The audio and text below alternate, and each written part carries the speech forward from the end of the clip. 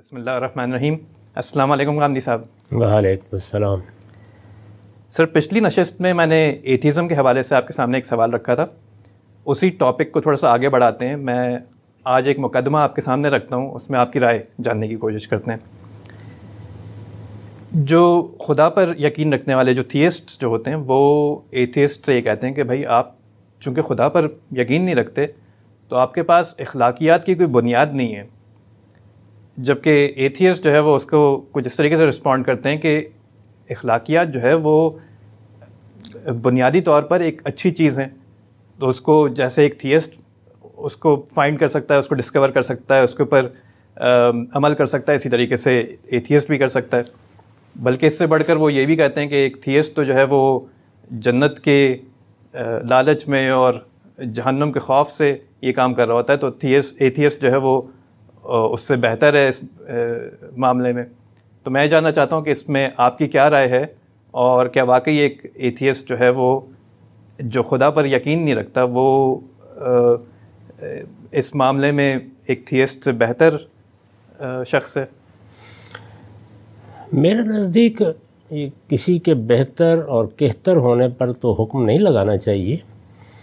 میں اسی چیز کا ہمیشہ سے علمبردار رہا ہوں کہ ہم جس چیز سے اتفاق کرتے ہیں یا اختلاف کرتے ہیں استدلال کو پیش کر دینا چاہیے. ٹھیک ہے. کون بہتر ہے کون کہتر ہے اس کا فیصلہ دنیا میں جہاں کرنے کی ضرورت ہوتی ہے وہاں کر لیں گے, جی, ورنہ اللہ پروردگار عالم کے حضور میں ہو جائے گا. تو اس لیے بات کو سمجھنا چاہیے اصل بات کیا ہے. انسان کی اگر آپ فطرت کا مطالعہ کریں تو میں نے کئی مرتبہ یہ عرض کیا ہے کہ چند چیزیں ایسی ہیں جو انسان کی حیثیت سے اس کا اصلی تعارف ہے. وہی چیزیں ہیں جو اس کی فطرت میں ظاہر ہوتی ہیں تو ہم کہتے ہیں کہ یہ انسان ہے. اس زمانے میں تمام مخلوقات کا مطالعہ کیا جاتا ہے, یعنی شیر کی جبلتیں کیا ہیں, گھوڑے گدھے کن جبلتوں کے تحت کام کرتے ہیں. تو اس میں آپ اپنے تجربات اور مشاہدات سے جو پوٹینشل ان کے اندر رکھا گیا ہے, بالقوہ جو کچھ ان کے اندر رکھا گیا ہے اس کے تعین کی کوشش کرتے ہیں, اس کو سمجھنا چاہتے ہیں. تو انسان کا معاملہ یہ ہے کہ وہ جس طرح ایک عقلی وجود ہے, جس طرح اپنے اندر جمالیات کی حس لے کے آیا ہے, اسی طرح اپنا ایک حادثہ اخلاقی بھی رکھتا ہے.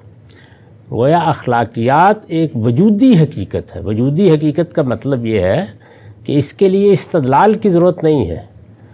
یعنی میں ہوں, میرے گرد و پیش میں کائنات ہے, میرے سر پر سورج چمکتا ہے, یہ وجودی حقائق ہے. ٹھیک ہے. یہ وہ چیزیں ہیں کہ جن سے میں دوچار ہو جاتا ہوں, جی, اور ان کو ماننے نہ ماننے کا تعلق بھی میرے اضطراری علم سے ہے, اس کے سوا کوئی راستہ نہیں میرے پاس.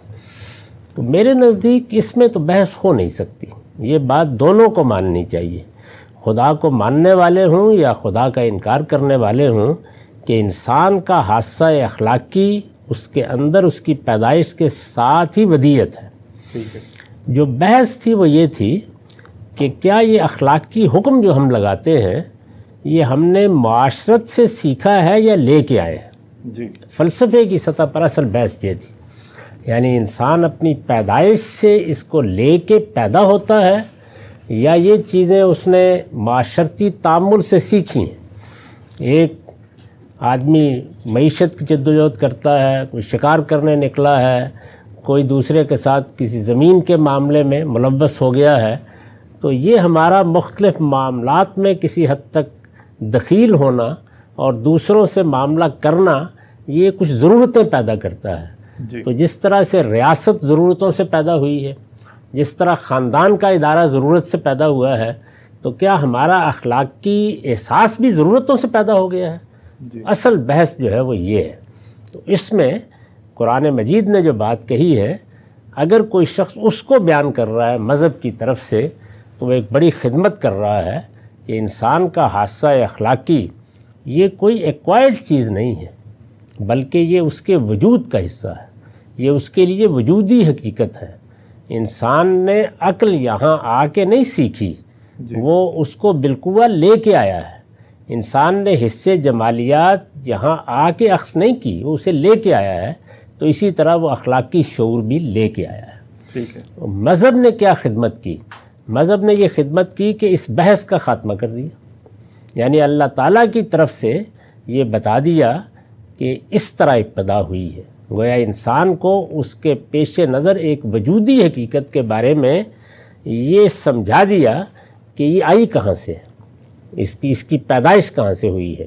تو اس کو قرآن نے بیان کیا کہ وَنَفْسٍ وَمَا سَوَّاهَا فَأَلْهَمَهَا فُجُورَهَا وَتَقْوَاهَا، ہم نے انسان کے نفس کا جب تسویہ کیا، یعنی اس کو بنایا سنوارا، تو اسی وقت اس کے اندر خیر و شر کا امتیاز کہ یہ چیز صحیح ہے یہ غلط ہے، اخلاقی لحاظ سے یہ ہم نے ودیت کر دیا، الہام کر دیا اس کے اندر۔ تو اس بحث میں ایک فیصلہ کن جگہ پر اللہ تعالیٰ نے ہم کو کھڑا کر دیا، یہ بتا دیا۔ گویا پیغمبروں نے آ کے اس بحث میں اپنا یہ ورڈکٹ بیان کیا ہے۔ یہ امتیاز ہے میرے نزدیک، اصلی امتیاز یہ ہے، ورنہ یہ کہ پیغمبر آئیں گے اور وہ آ کر بتائیں گے کہ جھوٹ بری بات ہے، ایسا نہیں ہوا۔